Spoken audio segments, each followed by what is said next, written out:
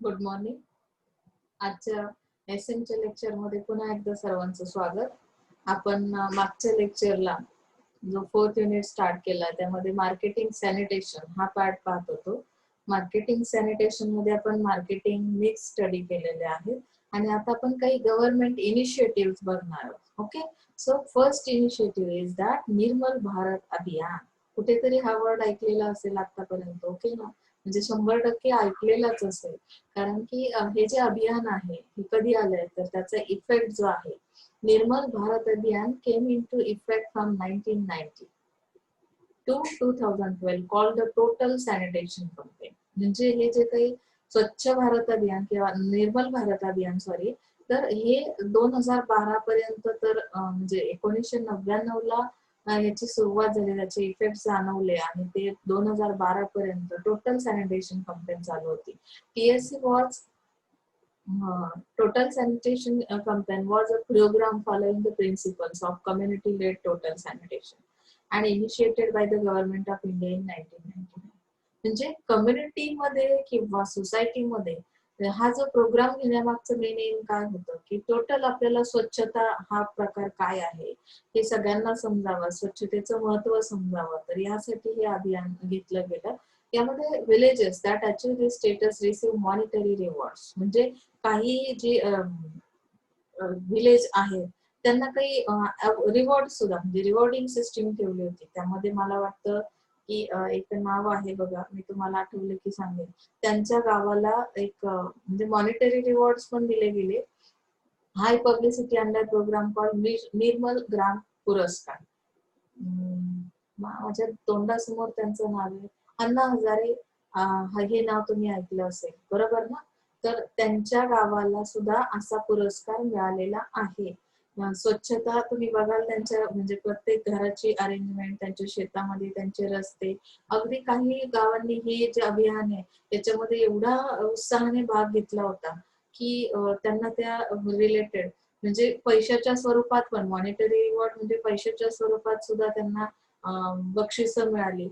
त्यांना आणखी दुसऱ्या स्वरूपात बक्षिसं मिळाली. यामध्ये मेजर ऍक्टिव्हिटीज कवर्ड अंडर निर्मल भारत अभियान, construction of individual household latrines for which the enhanced incentive for individual household latrine units. म्हणजे काय की प्रत्येकाच्या घरोघरी लॅट्रिनची व्यवस्था असावी. याच्यासाठी मग त्यांना इन्सेंटिव्ह कुठले प्रोव्हाइड केले की काही अमाऊंट त्यांना दिली गेली गव्हर्नमेंटच्या थ्रू. आपण गव्हर्नमेंट इनिशिएटिव्ह बघतोय की नाही, अगदी फार्मिंग मधले पर्सन असतील, लेबर्स असतील, की जे पुअर इन्कम सोर्स ज्यांचा आहे त्यांना सुद्धा काय केलं, कन्सिडर केलं. घरांसाठी म्हणजे अगदी त्यांना जे 5,000 रुपये मिळत होते, मला आठवतंय अजून पण, की तुम्हाला घरोघरी जर लॅट्रिनची व्यवस्था करायची असेल, एखाद्याची अगदीच परिस्थिती नसेल तर गव्हर्नमेंटने त्यांना मदत केली, जुजबी मदत झाली. पण त्यामुळे काय झालं की स्वच्छतेचं महत्व त्या लोकांना कळलं की उघड्यावर शौचास जाऊ नये, या गोष्टी त्यांना समजल्या आणि त्यामुळे स्वच्छ भारत निर्मल भारत अभियानासाठी मदत झाली. Convergence with Mahatma Gandhi National Rural Employment Guarantee Scheme for additional finance assistance, provision of sanitation facilities in government schools and अंगणवाडीज in government buildings. म्हणजे सॅनिटेशन फॅसिलिटीज ह्या फक्त सोसायटीमध्ये लॅट्रिन रिलेटेडच होत्या असं नाहीये, तर ह्या फॅसिलिटीज काही गव्हर्नमेंट स्कूलला किंवा अंगणवाडी शाळा ज्या आहेत तिथे सुद्धा, म्हणजे गव्हर्नमेंटच्या बिल्डिंग जिथे जिथे आहेत तिथे ह्या सॅनिटेशन फॅसिलिटीज त्यांनी देण्याचा प्रयत्न केला. म्हणजे जेणेकरून सगळ्या भारतभर आपण काय करू शकतो, या स्वच्छतेचं महत्व सांगू शकतो. Assistance to production centres of sanitary materials and rural sanitary marts, provision of construction of community sanitary complexes. आता यामध्ये काही त्यांनी सेंटर्स ठरवून घेतले. सॅनिटरी मटेरियल जे आहे त्या ठिकाणी त्यांनी ते अवेलेबल केलं आणि त्यानुसार रुरल सॅनिटरी मार्ट्स किंवा provision of construction of community sanitary complexes, काही कॉम्प्लेक्स किंवा काही सेंटर्स असे चूज केले की जिथे तुम्हाला काय केलं जाईल, ते सॅनिटरी मटेरियल अवेलेबल केलं जाईल, ज्यामुळे ही स्वच्छता तुम्ही करू शकता.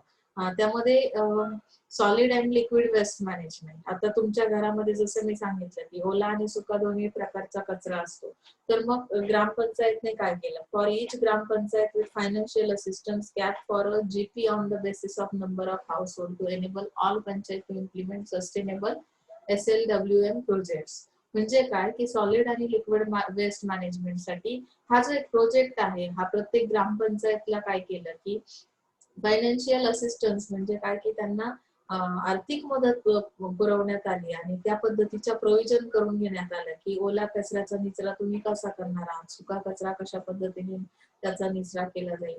तर त्यासाठी ते प्रोजेक्ट्स राबवले गेले. इन्फॉर्मेशन एज्युकेशन कम्युनिकेशन म्हणजे IEC activities for sustainable demand generation for sanitation facility म्हणजे इथे तुम्हाला कम्युनिकेशन ऍक्टिव्हिटीज सुद्धा घेतल्या गेल्या की हे जे काही जनरेशन आहे, डिमांड जनरेशन म्हणजे आता जी काही तुमची जनरेशन आहे त्यांच्यासाठी सॅनिटेशन फॅसिलिटीज कशा पद्धतीच्या असल्या पाहिजे, म्हणजे सस्टेनेबल असल्या पाहिजे, कायमस्वरूपी टिकणाऱ्या त्या फॅसिलिटीज असल्या पाहिजे, अशा पद्धतीची उपाययोजना केली गेली. तुम्हाला फक्त ओरल कम्युनिकेशन नाही केलं, आता तुम्ही घरोघरी लॅट्रिनची व्यवस्था, टॉयलेटची व्यवस्था करा, हे फक्त ओरली नाही सांगितलं. त्यासाठी तुम्हाला फायनान्शियली हेल्प करण्यात आली आणि ते कायमस्वरूपी त्याचा इफेक्ट तुम्हाला जाणवणार होता. म्हणजे फक्त तात्पुरत्या स्वरूपात तुम्हाला निर्मल भारत अभियानच्या थ्रू ती सॅनिटेशनचं महत्व नाही सांगितलंय, तर त्यांनी ऍक्च्युअली तो प्रोजेक्ट इथे इम्प्लिमेंट केलेला आहे.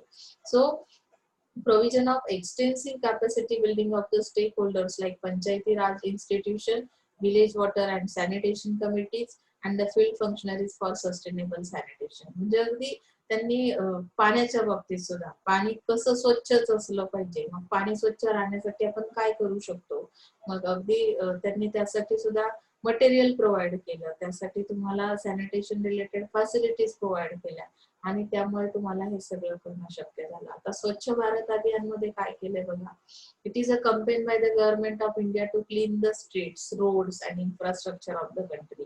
म्हणजे इथे त्यांनी जवळजवळ स्टॅट्युटरी सिटीज आणि टाउन्स किती आहेत, 4041 अशा पद्धतीने ही कंपेन राबवली गेली, म्हणजे इन्फ्रास्ट्रक्चर रिलेटेड होती कंट्रीच्या.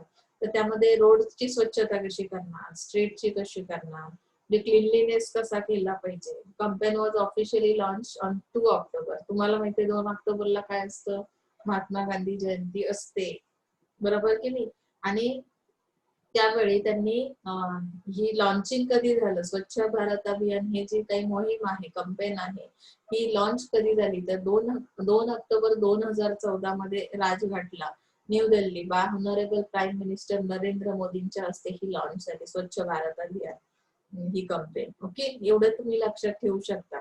त्यामध्ये त्यांनी सांगितलं की तिचं ऑब्जेक्ट काय होतं. The objective of Swachh Bharat are to reduce or eliminate open defecation through the construction of individual cluster and community toilets. म्हणजे उघड्यावर कुठल्याही गोष्टी कचरा टाकायचा नाही. आपल्याला रोड आणि इन्फ्रास्ट्रक्चर ह्या सगळ्याच गोष्टी क्लीन ठेवायच्या असतील तर त्याचा निचरा कचरा जो आहे तो प्रॉपर डिस्पोज झाला पाहिजे. सो त्यांनी टॉयलेट सारखी व्यवस्था केल्या, त्यांनी कचऱ्यासाठी पण तुम्हाला काही प्रोव्हिजन केली. तर government is aiming to achieve the open defecation free India. म्हणजे उघड्यावर कोणीही शौचास जाऊ नये यासाठी काय केलं की त्यांनी ऑक्टोबर 2019 ला 2 ऑक्टोबर 2019 ला ज्यावेळी महात्मा गांधीजींचा 150वी अॅनिव्हर्सरी होती, बर्थ अॅनिव्हर्सरी, त्यावेळी त्यांनी काय केलं, ओपन डेफिकेशन फ्री इंडियाची जी काही त्यांची अचिव्हमेंट आहे ती त्यांनी घेतली. आता यामध्ये ही अचिव्हमेंट घेताना त्यांनी काय काय केलं, सॅनिटेशन कंपेन कशा पद्धतीने इंडियामध्ये झाल्या, तर त्यामध्ये बघा लाईफबॉय स्वस्थ चेतना कंपेन, स्वास्थ्य चेतना कंपेन सॉरी. तर मग आता ही लाईफबॉय स्वास्थ्य चेतना कंपेन कशी झाली, तर 2002 World Health Organization report stated that 2 million children die of diarrhoeal disease each year. म्हणजे वर्ल्ड हेल्थ ऑर्गनायझेशन जी आहे, जागतिक आरोग्य संघटना ज्याला म्हणतो, तिचा रिपोर्ट काय सांगतो की 2002 मध्ये किती म्हणजे चिल्ड्रन्स जे आहे ज्यांची डेथ झाली तर ती कुठल्या कारणाने झाली, डायरियल डिसीज. म्हणजे डायरिया काय प्रकारे हा तुम्हाला माहितीये, सांगण्याची गरज नाही. तर हा जो आजार आहे हा कशामुळे होतो, तर त्यांनी त्याबद्दल स्वच्छ चेतना स्वास्थ्य चेतना कंपेनच्या थ्रू त्यांनी स्टडी केला. London School of Hygiene and Tropical Medicine found that simple hand washing with soap and water can reduce diarrhea by as much as 47%. म्हणजे तुम्हाला डायरिया सारखे आजार होऊ नये, तो डिसीज होऊ नये, त्यासाठी साधा आणि सोपा पर्याय त्यांनी दिला की सिंपल हँड वॉशिंग और with soap and water can reduce diarrhoea. म्हणजे किती पर्सेंट तो रिड्यूस होऊ शकतो? 47%. In India, Hindustan Unilever in 2002 began its 5-year Lifebuoy Swasthya Chetna campaign to promote hand washing with soap in the isolated in 8 provinces of Western India. म्हणजे त्यांनी hand washing soaps तयार केले हिंदुस्तान युनिलिव्हरने 2002 मध्ये. And the campaign has been studied by government and business school as a highly successful example of combining business and public health. म्हणजे public हेल्थचा इथे काय केला गेला, विचार केला गेला, ही जी कंपेन राबवली, आणि प्लस त्यांनी इथे बिझनेस अप्रोच पण त्यांचा होता की कशा पद्धतीने तुम्ही बिझनेस पण करू शकता. आता अशा पद्धतीचे सोप तुम्हाला प्रोव्हाइड करणं किंवा हँडवॉश तुम्हाला प्रोव्हाइड करणं, म्हणजे काय झालं, इथे बिझनेस अप्रोच पण होता आणि पब्लिक हेल्थचा इथे विचार केला गेला या कंपेनच्या थ्रू. सेकंड दिलंय हात मूव और बम कंपेन. मला वाटतं ही ऍडव्हर्टाईज पण बऱ्याच लोकांनी बघितलेली असेल, तुम्ही पिक्चर बघू शकताय. हात मूव और बम came at a time when India faces severe challenges in health. आता सिव्हिअर चॅलेंजेस आपण कुठल्या वेळी फेस केले, तर त्यामध्ये हायजीन आणि सॅनिटेशन. तर millions of Indians live without improve sanitation. Continue to practise open defecation, म्हणजे जे काही उघड्यावर शौचास जाणं वगैरे हा प्रकार होता, त्या काळात आजारांना इतकं काही हे होतं की म्हणजे कुठल्याही साध्या आजारांनी लोक जात होते, म्हणजे डायरिया असेल, मलेरिया असेल, तर मग हे सगळे आजार कशामुळे होत होते की अस्वच्छता. की तर मग त्या स्वच्छतेचं महत्व तेव्हा तुम्हाला समजलं. And do not have access to an improve source of drinking water. म्हणजे तुम्ही जे पिण्याच्या पाण्याचा सोर्स होता तो सुद्धा कसा होता की त्यामध्ये सुद्धा स्वच्छता बाळगली जात नव्हती.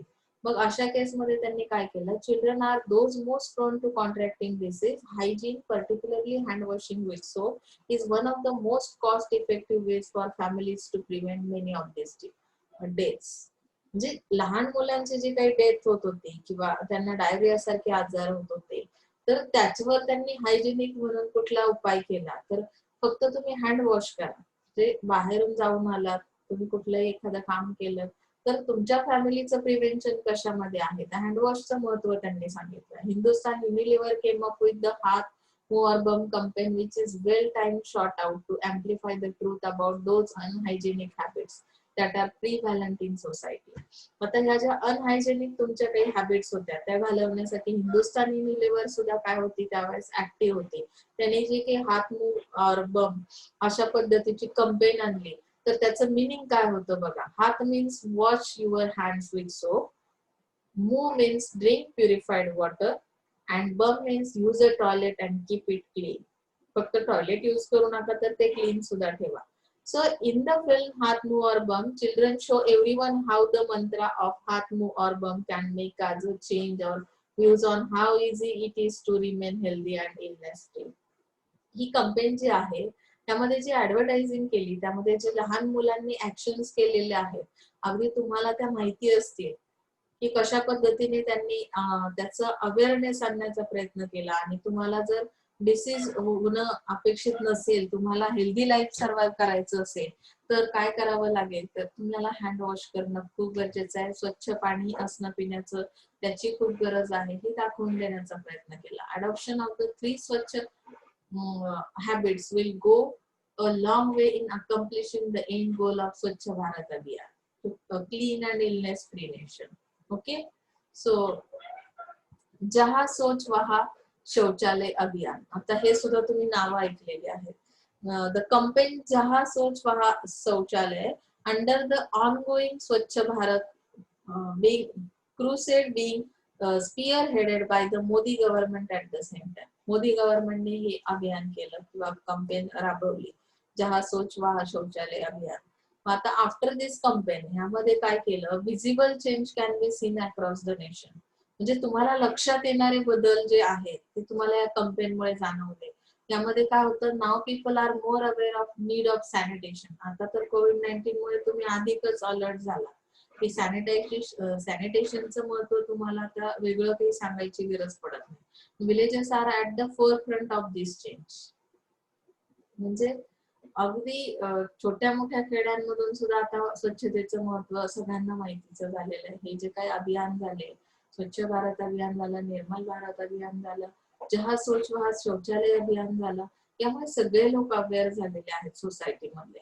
The credit for this change goes to the present government, which vociferously took up the cause, and in the last 2 years through social media and various other forums spread the message of safe sanitation. मीडियाचा खूप वापर केला जातो याच्यासाठी. मीडियामुळे जास्त लोकांपर्यंत at a time तुमचा मेसेज जाऊ शकतो. त्यामुळे सेफ सॅनिटायझेशन काय प्रकार आहे हे सगळ्या लोकांपर्यंत तुम्ही काय दिला, मेसेज दिला. The campaign is made into a small audio and video film and is aired regularly on all India radio, TV and social media to spread awareness about toilets.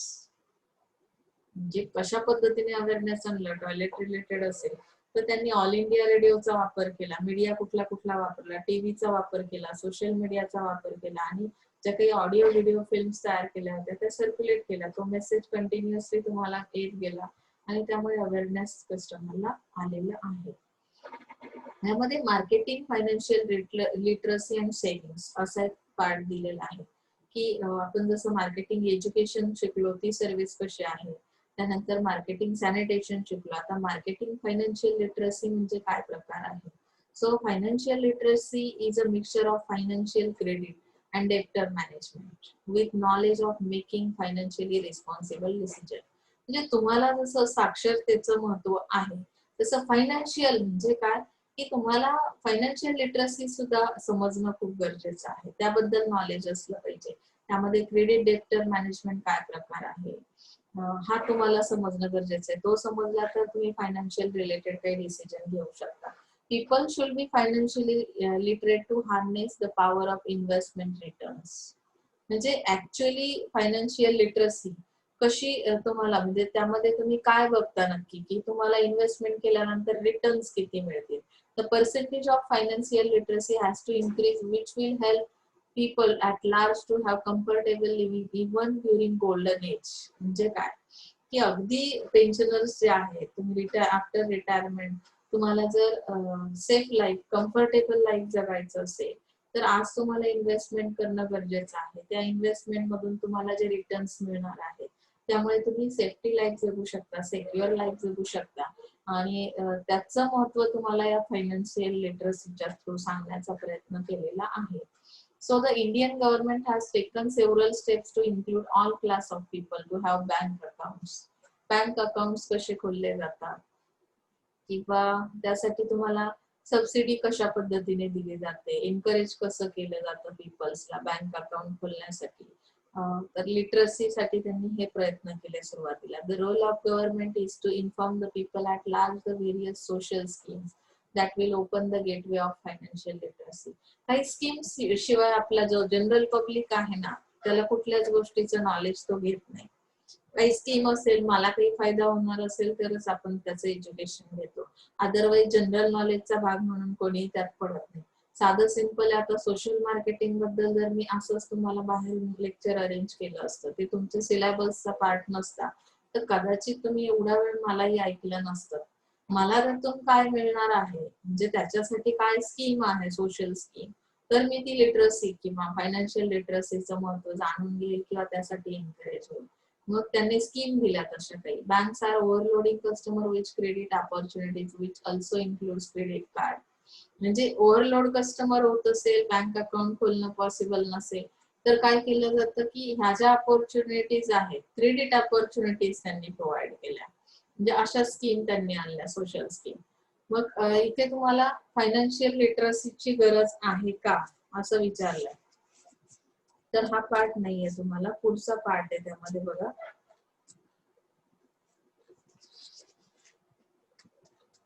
Tips पण आहेत. फायनान्शियल जनरली मी वाचून दाखवते, हा याच्यावर question आला तर येईल किंवा नाही पण येणार.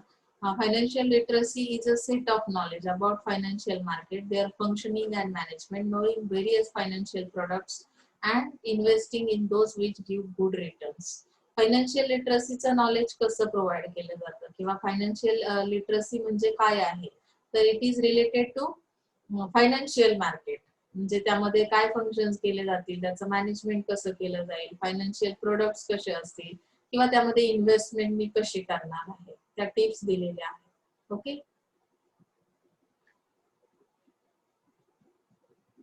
शक्यतो नाहीच, याच्यावर नाही टाकणार आहे क्वेश्चन. हा पण नाही पार्ट तुम्हाला, हा पण नाही. आय थिंक हा असेल, आहे. हा, नीड फॉर मार्केटिंग सेल हा आहे, हे क्रॉस केलंय पण हे बाय मिस्टेक केलेलं आहे. सो तुम्ही हे टिक मार्क करून ठेवा किंवा कुठेतरी नोट डाऊन करून ठेवा. मी जेव्हा लेक्चर घेते तेव्हा मी किती पॉइंट्स घेतलेत मला माहिती आहेत, पण तुम्हालाही माहिती असले पाहिजे. So need for marketing saving. आता saving is extremely important. Marketing saving करणं गरजेचं आहे. त्याचं कारण काय? Especially micro saving, which is concerned with the class where income earned is low, as these savings will be mobilized for development process. म्हणजे ज्यांची income कमी आहे त्यांना तर ह्या सेविंगची खूप गरज आहे, कारण पुढे भविष्यामध्ये तुम्हाला काही डेव्हलपमेंट करायची असेल तर त्यासाठी मायक्रो सेविंग्स करणं म्हणजे अतिशय कमी छोट्या प्रमाणात पण मायक्रो सेविंग्स करता येतात. मग त्याची गरज का आहे सेविंगची? Making saving as a culture. Saving helps nation in capital formation. In many cases, lower class people do not have saving sense. The income earned by is spent without any direction or plan. This makes them vulnerable to not cover emergency expenses. म्हणजे culture आहे काही लोकांचं saving करणं, आणि काही लोकांना without direction ते जेवढी काही इन्कम आहे तेवढी सगळी काय करतात अशीच म्हणजे वेस्ट घालवतात. This further leads to their frustration and they start creating problems in their home and society at the large. Under this situation saving culture has to be created. Saving culture आपल्याला develop करावं लागेल. त्याचं कारण काय की सेव्हिंगचं महत्व काय आहे? जेव्हा तुम्हाला काही इमर्जन्सी प्रॉब्लेम्स येतात, फॅमिली प्रॉब्लेम्स असतात, तुम्हाला आजार पण असेल, आता तर तुम्ही बघताय खूप मोठे मोठे आजार आलेले आहेत सगळ्यांना, घरोघरी जवळपास सगळ्यांच्या एक तरी शुगर पेशंट आहे, बीपी पेशंट आहे. आणि मग अशा केसमध्ये तुम्हाला काय होतं की सेव्हिंग नसतील तर तुम्हाला अचानकपणे जर असा आजार उद्भवला, सर्जरीची वेळ पडली, तर प्रॉब्लेम्स क्रिएट होतात आणि त्यामुळे फॅमिलीचं एन्व्हायरमेंट खराब होतं.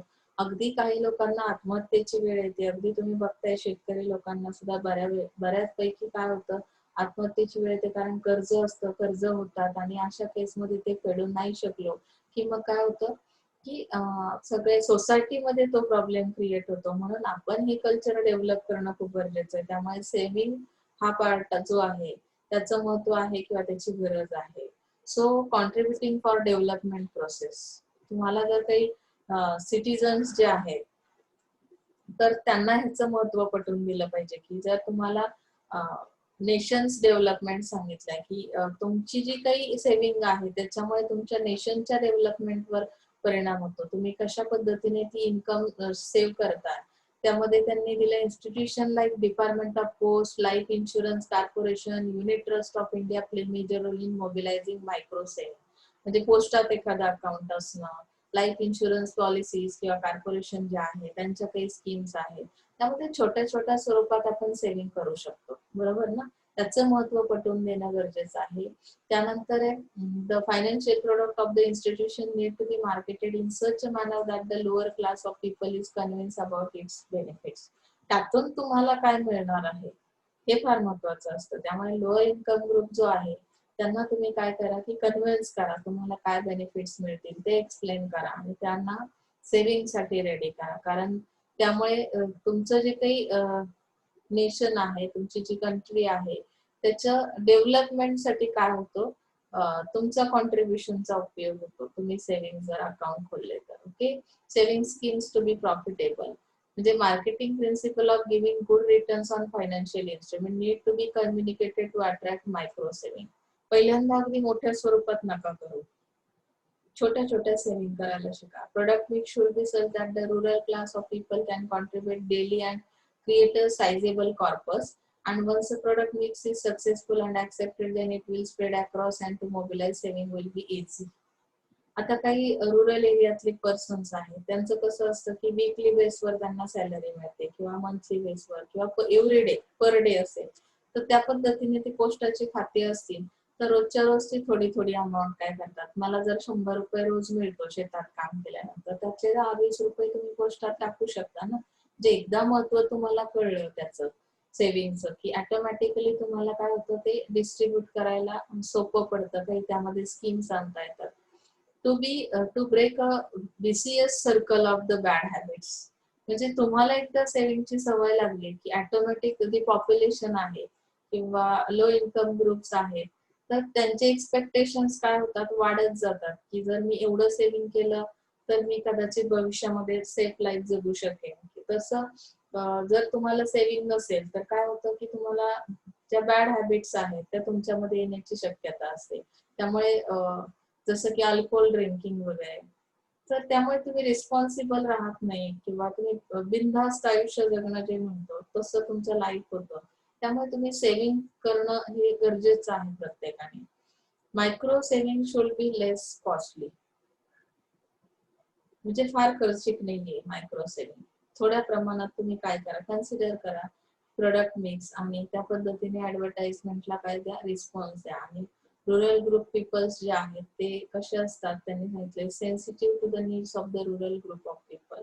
म्हणजे अशा पद्धतीच्या ऍडव्हर्टाइजमेंट कंपेन्स अरेंज करा की ज्या सेन्सिटिव्ह असल्या पाहिजे. म्हणजे कशाशी रिलेटेड, तर तुमचे रुरल पीपल्स त्यांच्या नीड्स काय आहेत त्यानुसार तुम्ही ते सेव्हिंगचे अकाउंट्सच्या स्कीम ठेवा, जेणेकरून ते त्यामध्ये इंटरेस्ट दाखवतील. ओके.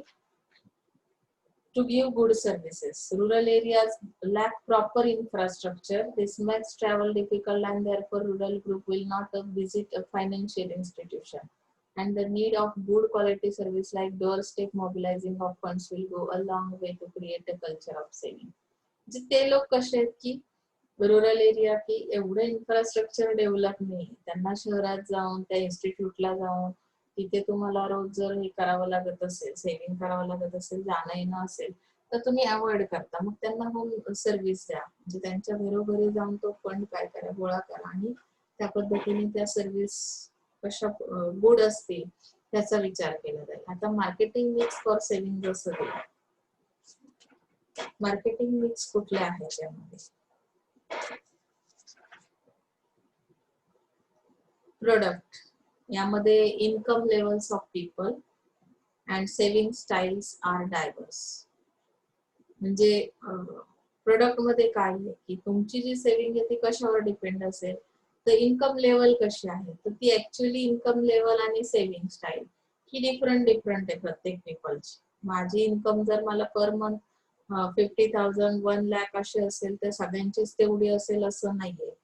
आणि तुमची सेव्हिंगची स्टाईल कशी, काही लोकांना 50-50% सेव्हिंग आवडतं, काही लोकांना अगदी 5% पर मंथली त्यांचा सॅलरी किती, त्यातून त्यांच्या बाकीच्या गरजा कशा पद्धतीने पूर्ण होतात त्या पद्धतीची त्यांची लाईफस्टाईल असेल, तर सेव्हिंग स्टाईल तशी असेल. तर package of the product mix should be able to cater to the needs of the people and people should be able to easily invest their savings.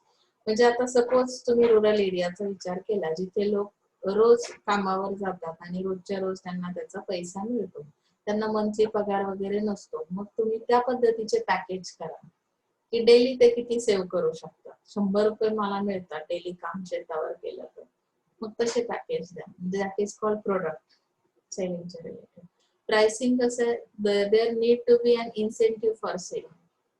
म्हणजे त्यांना काहीतरी इन्सेंटिव्ह द्या, म्हणजे एनकरेज करा ज्याच्या थ्रू. मग त्यामध्ये दिले लॉंग टर्म सेव्हिंग आणि short term saving will attract different interest rates. म्हणजे इंटरेस्ट रेट किती आहे, त्याचा व्याज दर कसं आहे. तुम्ही जर शॉर्ट टर्म साठी काही सेव्हिंग करत असाल तर त्याचा इंटरेस्ट रेट कसा आहे, लॉंग टर्म साठी करत असाल तर अशा पद्धतीने त्याची प्राइस ठरवली जाते त्या सेव्हिंगची. So promotion, there are various methods of promotion like advertisement, word of mouth and incentives. Incentives कळले तरी सुद्धा आपण ती सर्व्हिस घेतो की नाही. म्हणजे सेव्हिंग कशा पद्धतीने करायची ते ठरवतो आपण. फिक्स अकाउंटला ठेवायचे का, लॉंग टर्म साठी 5 वर्षासाठी, त्याची इंटरेस्ट रेट कशी आहे सध्या, त्यानुसार आपण काय करतो, ऍडव्हर्टाइजमेंट करतो. वर्ड ऑफ माउथ पब्लिसिटी आणि इन्सेंटिव्ह दिले जातात. प्लेस कुठली असेल, the micro saving to be successful, the place of collection should be at the doorstep of the customer. Micro म्हणजे छोट्या स्वरूपात सेव्हिंग आहे. जसं मी सांगितलं 100 रुपये रोज कमवला, 20 रुपये मी मागे टाकणार आहे, 80 रुपये माझ्या खर्चासाठी ठेवणार आहे. मग त्याच्यासाठी तुम्हाला घरोघरी जाऊन प्लेस कुठली असेल सेव्हिंगची की त्या लोकांना रोज तुमच्याकडे येणं परवडणार नाहीये. मग तुम्ही स्वतः जाऊन ते कलेक्शन करा. असेही काही आरडीचे खाते आहेत जिथे लेडीज चालवतात ते बऱ्यापैकी आणि त्या घरोघरी जाऊन ते काय करतात रोजच्या रोज पैसे सेव्हिंगची अमाऊंट जी आहे ती वसूल केली जाते.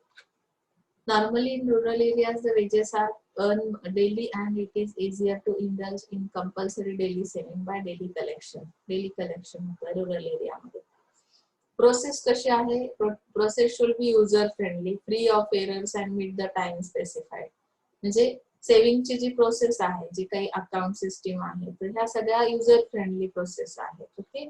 पीपल कशा पद्धतीचे आहेत? This agent needs to be honest and have patience to make the prospective customer understand and regularly communicate the advantage of the saving schemes. म्हणजे तुमचे जे एजंट्स काम करतात ना या सेव्हिंगच्या स्कीम्स मध्ये तर त्यांच्याकडे पेशन्स असले पाहिजे. ते होनेस्ट म्हणजे प्रामाणिक असले पाहिजे. कारण की तुम्ही प्रामाणिक असाल, तुमच्याकडे पेशन्स असतील तर तुम्ही काय करू शकता, कस्टमरला समजून घेऊ शकता, त्यांना रेग्युलरली त्यांच्याशी कम्युनिकेशन करू शकता आणि तुमच्या जे सेव्हिंग स्कीमचं महत्व आहे ते पटवून देऊ शकता. Okay. So for this internal marketing is a must wherein the product should be marketed to employees first before they are marketed to customers. म्हणजे एम्प्लॉईज जे आहेत ते काय करू शकतात, तुम्हाला ह्या इंटरनल मार्केटिंगच्या थ्रू अवेअर करू शकतात ह्या schemes related. Okay. So physical evidence काय दिला जाईल या सेव्हिंगच्या याच्यामध्ये सर्व्हिसमध्ये, तर दिस इज पॉसिबल थ्रू ब्रॉशर्स. म्हणजे लहान लहान छोटी माहिती पुस्तक असतात, त्यात माहिती दिलेली असते. इथे जर एवढी इन्व्हेस्टमेंट केली तर तुम्हाला रिटर्न किती येईल, इंटरेस्ट रेट किती असेल. ब्रँड अँबॅसेडर्स दाखवलेले असतात आणि त्या सर्व्हिसला अशा पद्धतीने काय करता तुम्ही एक्झिक्यूट करता. त्यामुळे कस्टमर अवेअर होतो किंवा त्याचा विश्वास बसतो. पुरावा काहीतरी पाहिजे ना की खरंच हे फेक आहे का. बऱ्याचदा जे अडाणी लोक असतात ना रुरल एरियामध्ये, अनएज्युकेटेड पर्सन, तर ते लवकर विश्वास ठेवत नाहीत, आम्हाला फसवलं तर. म्हणून त्यांना तो पुरावा द्यायला लागतो की ही सर्व्हिस मध्ये कोण कोण अजून आहे. ब्रँड अँबॅसेडर म्हणजे पॉप्युलर पर्सनॅलिटी जे सगळ्यांच्या ओळखीचे आहेत, जे सगळ्यांना माहिती आहे, त्या पुस्तकामध्ये माहिती आहे, नंबर्स दिलेले आहेत, म्हणजे तुमच्याकडे काहीतरी पुरावा सापडतो. Company logo, symbol, brand name etcetera also form an important element of physical evidence. Company fake आहे का असं जेव्हा वाटतं तेव्हा त्यांना तो लोगो दाखवा, सिम्बॉल दाखवा. तुम्ही व्हेरीफाय करू शकता ना की खरंच ही कंपनी अस्तित्वात आहे का, तिचं ब्रँड नेम काय आहे. हे काय आहेत एक प्रकारचे फिजिकल एव्हिडन्स म्हणजे पुरावे आहेत त्या सर्व्हिस रिलेटेड. ओके. त्यानंतर नेक्स्ट आहे मार्केटिंग डिजिटल लिटरसी.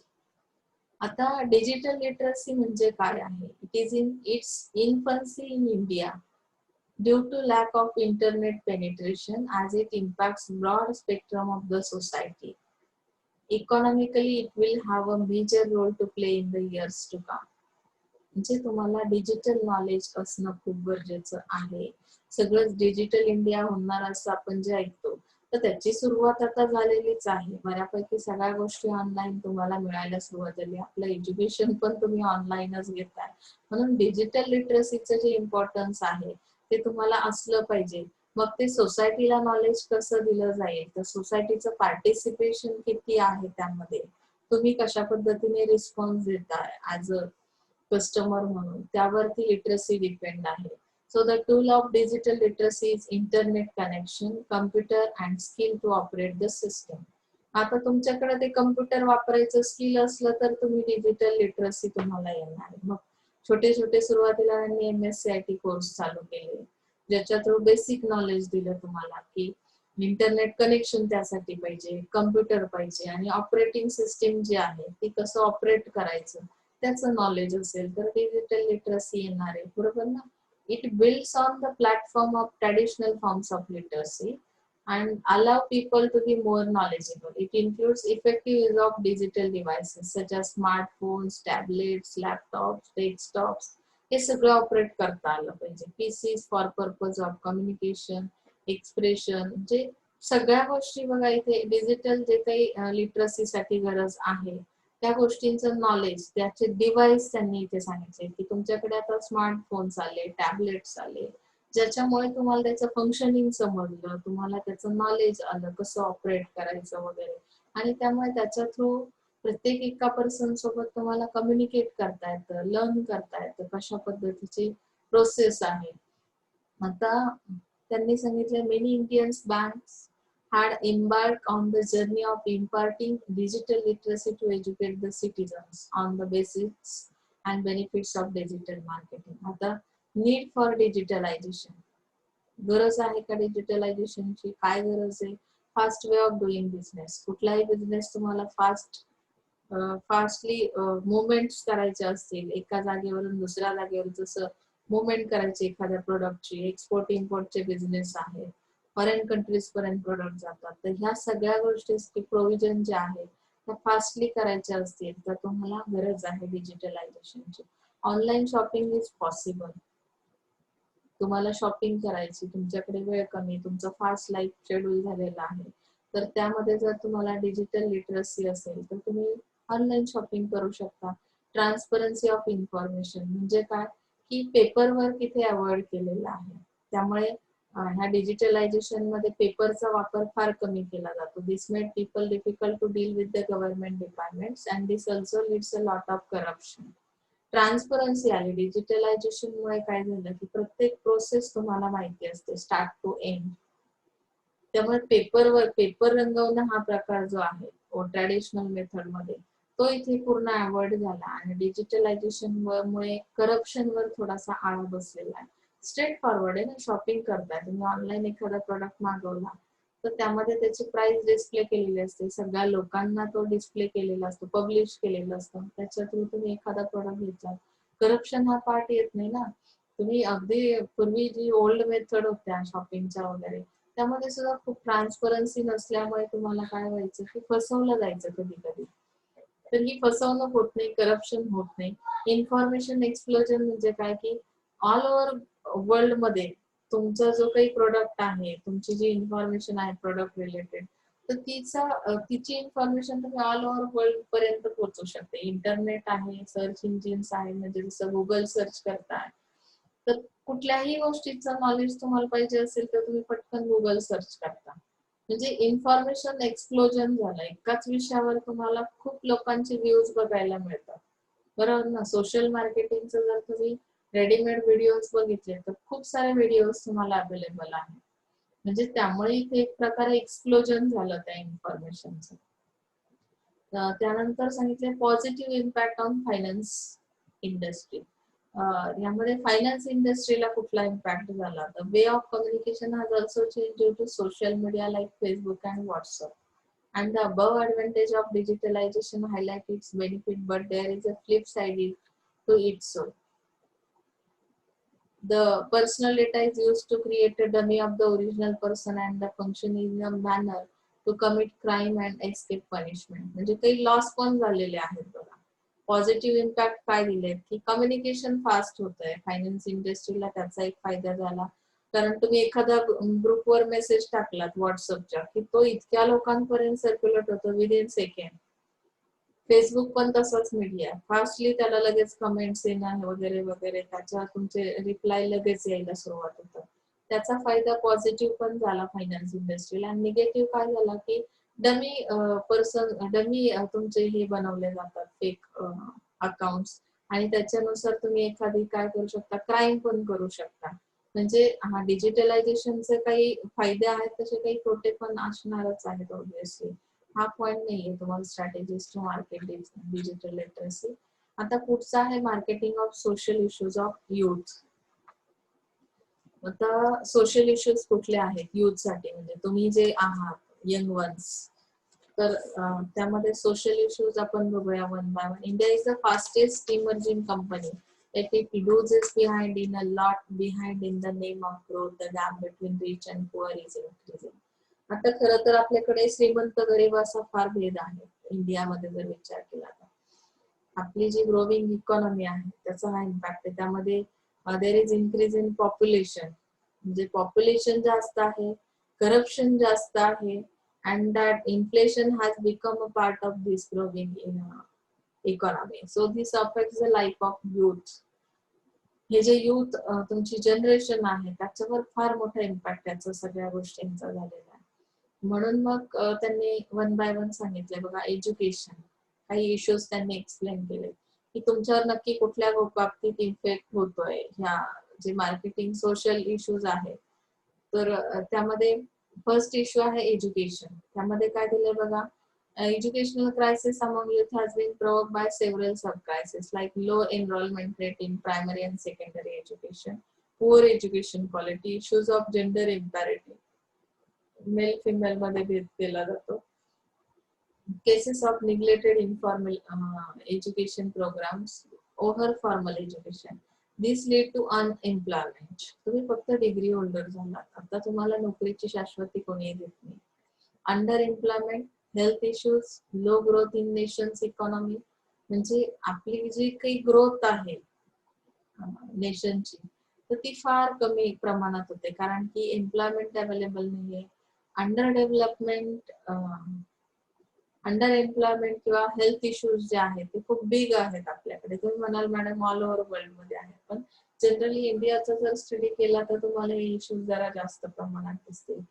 त्यांनी पुढे सांगितले they are barriers in promoting women's right. म्हणजे जे काही वुमन्स राईट्स आहेत, तुम्ही म्हणाल मॅडम आता 30% जागा दिल्या नोकरी, तुम्हाला बसमध्ये काही सीट्स अवेलेबल केले बसायला, तरी तुम्ही म्हणताय की वुमन्स राईट्स. पण वुमन्स राईट्सच्या बाबतीत ते फक्त ऑन डॉक्युमेंट राहतात जनरली. तुम्ही जर बघितलं तर वुमन्स राईट्सच्या बाबतीत काही अडचणी आहेतच. म्हणजे तुम्ही किती एज्युकेटेड झालात, तुम्ही आता सपोज जॉबला लागलात, तुमची फॅमिली म्हणजे तुमचा लाईफ पार्टनर ती जी असेल ती पण जॉब करत असेल, तुम्ही दोघंही घरी आलात तर चहा काय तुम्हाला कोण करून देतं? लेडीजच देणार. असं फार रेअर केस मध्ये होतंय की, किंवा फार कधीतरी क्वचित होतं की कधीतरी तुम्ही करण्याचा प्रयत्न करता. पण जनरली वुमन राईट्स जे आहेत त्यांना समजून घेणं वगैरे, तर हे सोशल इश्यूज आहेत. हे फक्त ऑन डॉक्युमेंट काही प्रोव्हिजन आहेत असं मला तरी वाटतं. तर तुम्ही कसं फील करताय? फार रेअर केस, एक्सेप्शनल केसेस आहेत की ज्या घरामध्ये ते राईट्स दिले जातात. Self expression and civic engagement. त्यामध्ये policies have been put in place to promote education and its benefits to young people. अशा काही पॉलिसीज असल्या पाहिजेत त्यामुळे तुम्हाला प्रमोट करता आलं पाहिजे की तुम्हाला एज्युकेशनमुळे काय बेनिफिट्स मिळतात. Various government and private sector entities are working to make the education affordable. म्हणजे तुम्हाला ते अफोर्डेबल कसं होईल एज्युकेशन, ह्यासाठी गव्हर्नमेंटने अशा काही पॉलिसीज आणल्या पाहिजेत ज्याच्यामुळे तुम्हाला खऱ्या अर्थाने एज्युकेशन मिळेल, घेता येईल, तुमचे राईट्स कळतील. सो एम्प्लॉयमेंट हा एक सेकंड इश्यू आहे, सोशल इश्यू युथ साठी. Many youth are frustrated by applying for jobs and not getting employment. म्हणजे बऱ्याचदा आत्महत्या सुद्धा करतात काही युथ. म्हणजे सोशल इश्यू आहे तो मोठा की तुम्हाला जॉब मिळाला नाही, तुम्ही खूप टॅलेंट आहात, पण मग असे जे काही करप्शन आहे, मेल फिमेल डिस्क्रिमिनेशन आहे, वुमन राईट्स प्रमोट त्यासाठी केलं जात नाही, तर मग अशा केसमध्ये तुम्हाला एम्प्लॉयमेंट अवेलेबल नाही झाला की फ्रस्ट्रेशनच्या अंडर काय केलं जातं, सुसाइडचा प्रयत्न केला जातो. बऱ्याचदा करतातही. Most of them decide to postpone seeking for employment and continue to study because they are left with no other choice and it ends up lengthening the transition process. म्हणजे काय दिलंय की तुम्हाला जे ट्रान्झिशन ऍक्च्युअली ज्या age मध्ये व्हायला पाहिजे, study life to working life, पण ते होत नाही. आणि त्या कारणाने तुम्ही काय करता, आता तुम्ही एक बॅचलर डिग्री घेतली, मास्टर डिग्री घेतली की त्यानंतर अपेक्षित काय असतं तुमच्या फॅमिलीला किंवा तुम्हाला स्वतःला की मला एक जॉब मिळावा, मी सेट असावं. पण तो जॉब नाही मिळाला, ती एम्प्लॉयमेंट अवेलेबल नाही झाली की तुम्ही स्टडी लाईफ मधून बाहेरच येत नाही. पर्यायाने तुम्ही तुमचं पुढचं एज्युकेशन पुन्हा कंटिन्युअस करत जाता. इथे लक्षात, म्हणजे ऍक्च्युअल ती प्रोसेस जी आहे ट्रान्झिशनची, ती स्टडी लाईफ मधून वर्किंग लाईफ मध्ये जाणं ते पॉसिबलच होत नाही. ते हा एक सोशल इश्यू आहे. त्यामुळे बघा आता तुमची लग्नाचं वयाची मर्यादा सुद्धा खूप जास्त होत चालली. मुलं अगदी 30-35 वर्षापर्यंत त्यांची लग्न होत नाही. म्हणजे युथच्या रिलेटेड आपण जो काही सोशल इश्यू बघतोय त्यामध्ये जनरल तुमचं ऑब्झर्वेशन सांगते की मुलींचीही वय खूप वाढतायत, मुलांची वाढतायत. करिअरच्या याच्यामध्ये तुम्ही काय करताय, की एक अपॉर्च्युनिटी नाही मिळाली की दुसरी मिळवण्यासाठी पुढे अजून एज्युकेशन कंटिन्यू केलं जातं आणि त्याच्यामध्ये वयोमर्यादा खूप वाढत चालली. म्हणजे ज्या वयामध्ये तुम्ही स्टडी लाईफ मधून वर्किंग लाईफ मध्ये जाणं गरजेचं आहे, ते बऱ्याच लोकांना 50% जनतेला ते पॉसिबल होतच नाही. आणि त्यामुळे बाकीचे सोशल इश्यूज खूप क्रिएट झाले. म्हणजे जसं की तुम्ही बघताय की मुलींवर अत्याचार होण्याचं प्रमाण, सरासरी हे सगळे प्रकार ह्या वाईट सवयी कशामुळे समाजामध्ये रुळत चालल्या. तर तुमच्या ज्या नैसर्गिक गरजा आहेत त्या वेळेत जर पूर्ण नाही झाल्या त्या योग्य याच्यामध्ये, तर असे सोशल इश्यूज होणारच आहेत.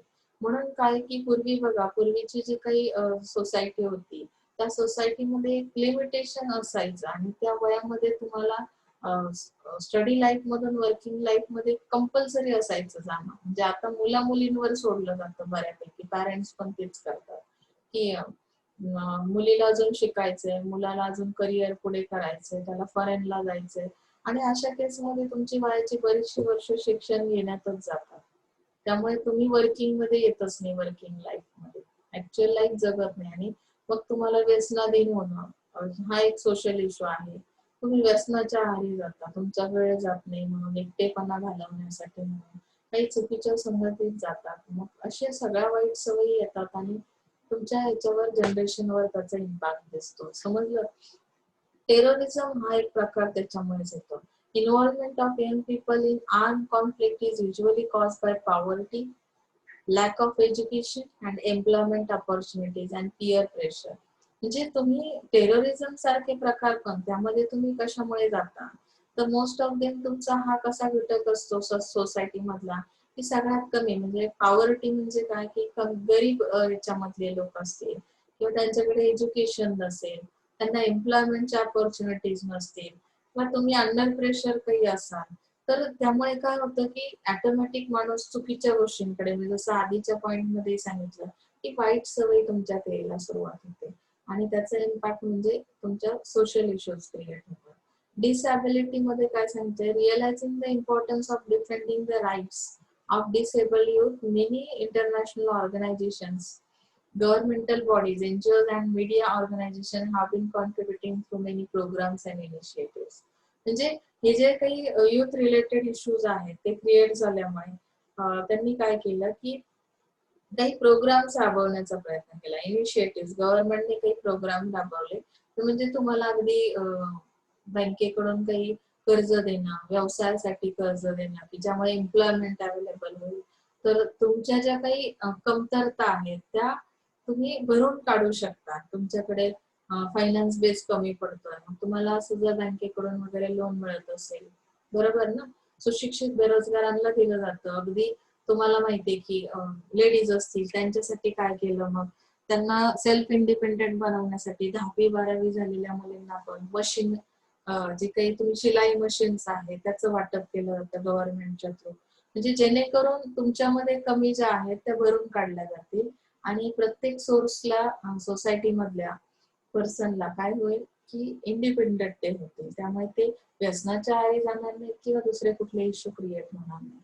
ज्युएनाईल डेलिन्क्वेन्सी म्हणजे काय की अल्पवयीन मुलींवर जे काही अत्याचार होतात, तर हा एक सोशल इश्यू आहे ज्यावर काम करणं खूप गरजेचं आहे की मुली सेफ नाही त्या राज्यात. म्हणजे तुमचं एज्युकेशनल बॅकग्राऊंड पुअर असल्यामुळे अशा गोष्टी क्राईम करण्यासाठी तुमचं माइंडसेट होतं, चुकीच्या पद्धती तुमच्या पाहण्यात आल्या. तुम्ही मीडियाशी सुद्धा, मीडिया जसा जेवढा चांगला आहे तुमच्यासाठी तेवढाच वाईट आहे, कारण तुम्ही जे पाहता, जे ऐकता दिवसभर त्याचा इम्पॅक्ट तुमच्या ब्रेनवर होत असतो आणि त्यामुळे तुमचं बिहेवियर तयार होतं.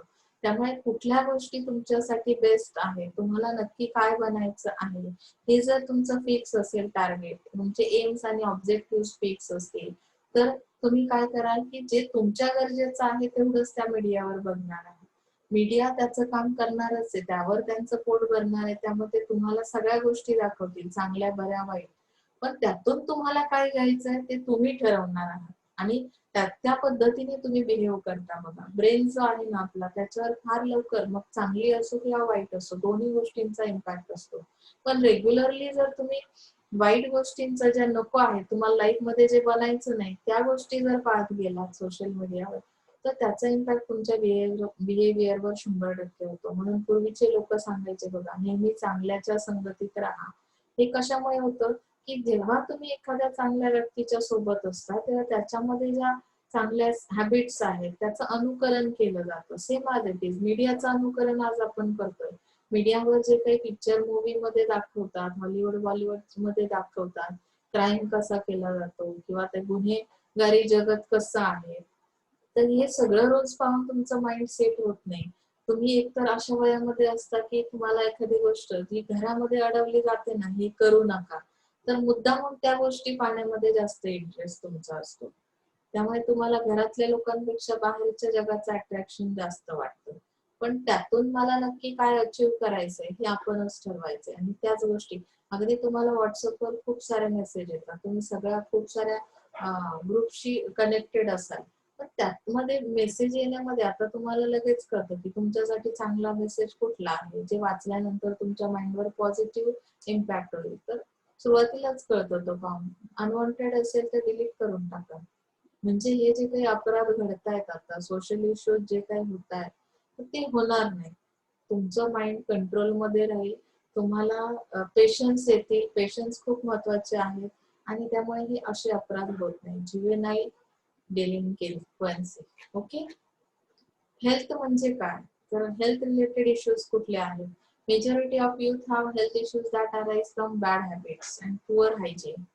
म्हणजे हायजीन पुअर आहे, बॅड हॅबिट्स आहेत, त्यामध्ये behavioural risk, poor basic sanitation and new and emerging diseases. म्हणजे सॅनिटेशनचा अभाव आहे, ते तुमच्या चुकीच्या सवयी आहेत, त्यामुळे हेल्थवर त्याचा इम्पॅक्ट होतो. तुम्हाला सकाळी उठून कोण जिमला जाणार, कोण एक्सरसाइज करणार, त्यापेक्षा बेटर वे मी मोबाईल घेऊन हातात व्हॉट्सअप कितीतरी वेळ बघत बसतो. मग तुमचं जे युथ आहे, जनरेशन आहे, हे ती बऱ्याच आजारांना बळी पडते बघा.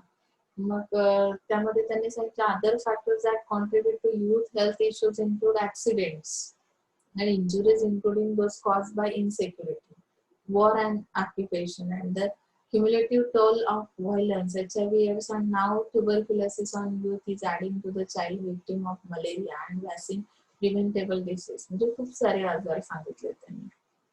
तर याचा युथवर परिणाम होतोय. पॉवर्टी जी आहे, world wide predicament, many societies are affected by it. It deprives people of their basic human needs and it hinders community development and in the process increasing various youth issues. म्हणजे अगदी basic needs ज्या आहेत तुमच्या human needs, त्यापासून काही लोक वंचित राहतात बघा. त्यामध्ये सांगितलं relevant stakeholders have implemented strategies to eradicate poverty and bring about overall development of the downtrodden. म्हणजे जो काही लोअर ग्रुप आहे त्याला ग्रोथ कशी होईल त्यांची, तर ह्याच्यासाठी पॉवर्टी कशी पूर्ण कमी करता येईल बघा. एक वर्ग खूप वरच्या हाय लेवलला आहे, दुसरा वर्ग जो आहे त्याला अगदी सकाळी जेवला तर संध्याकाळी दुपारी काय खाणार आहे याची भानता असते. मग हे जे काही लेवल आहे ही कशी आपल्याला करायची, कमी करायची. ऍटलिस्ट तुमच्या बेसिक नीड्स तरी कम्प्लीट व्हाव्यात याकडे तुम्ही लक्ष दिलं पाहिजे.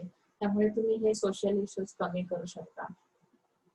आणखी 2-3 दिलेले आहेत, आपण मिनिमम 7 तरी लिहावेत म्हणून 7 पॉइंट्स घेतलेले आहेत. HIV एड्स आहे, ग्लोबलायझेशन आहे, खूप आहे. तुम्हाला यातून कुठलेही घ्यायचे ते घ्या. 7 minimum 7 points are necessary. So social work as a profession असं दिलंय बघा.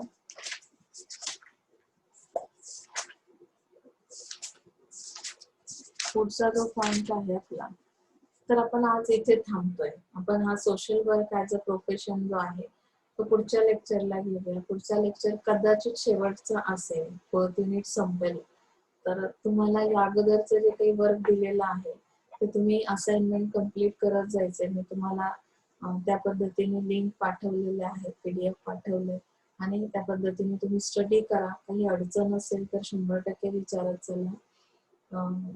पण अटेंडन्स कंपल्सरी असणार आहे. अटेंडन्सवरच बऱ्याच गोष्टी डिपेंड असणार आहेत तुमच्या. फक्त ऍडमिशन घेऊन युट्यूबवर मी व्हिडिओज बघतो तर तसं नाही चालणार आहे. सो या गोष्टीकडे सगळ्यांनी लक्ष द्यायचंय. Thank you so much. आपण इथे आज थांबतोय.